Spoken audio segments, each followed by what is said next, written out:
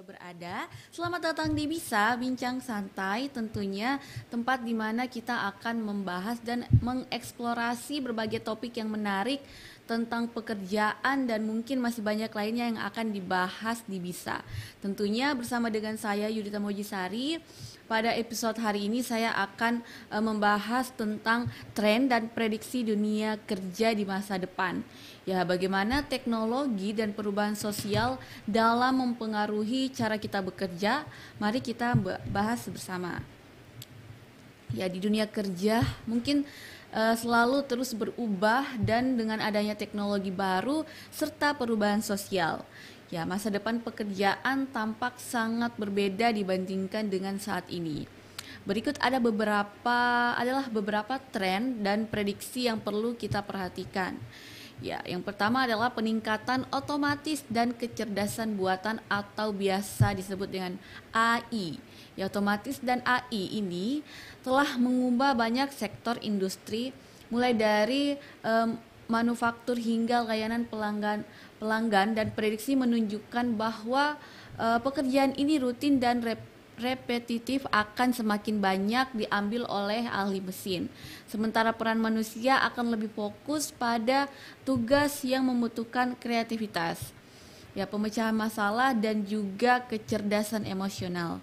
Nah, yang kedua ada pentingnya keterampilan digital. Ya, keterampilan digital ini tentunya menjadi semakin penting di berbagai bidang pekerjaan. Ya, karyawan yang memiliki keterampilan dalam pemrograman, analisis data dan juga keamanan cyber akan memiliki keunggulan kompetitif di pasar kerja. Nah, yang ketiga ada pembelajaran, pelatihan atau kursus online.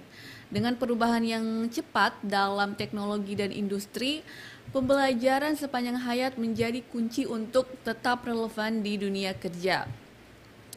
Ya, banyak perusahaan akan mendorong karyawannya untuk terus mengembangkan keterampilan baru melalui pelatihan dan kursus online. Nah, yang keempat ada fokus pada kesejahteraan karyawan. Ya, kesejahteraan karyawan ini termaksud mental dan fisik karyawan mungkin akan semakin menjadi perhatian utama khususnya bagi perusahaan. Ya, tren ini diprediksi akan terus berkembang dengan lebih banyak perusahaan untuk menyediakan program kesejahteraan, dukungan kesehatan mental dan lingkungan kerja yang lebih sehat tentunya. Nah, yang kelima adalah pekerjaan yang berbasis proyek atau gig economy terus tumbuh.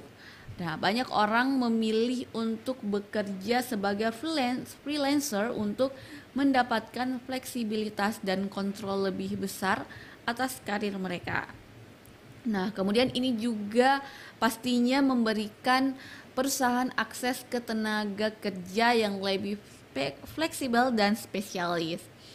Nah, yang keenam ada keberlanjutan dan tanggung jawab sosial. Perusahaan semakin sadar akan dampak lingkungan dan sosial dari operasi mereka.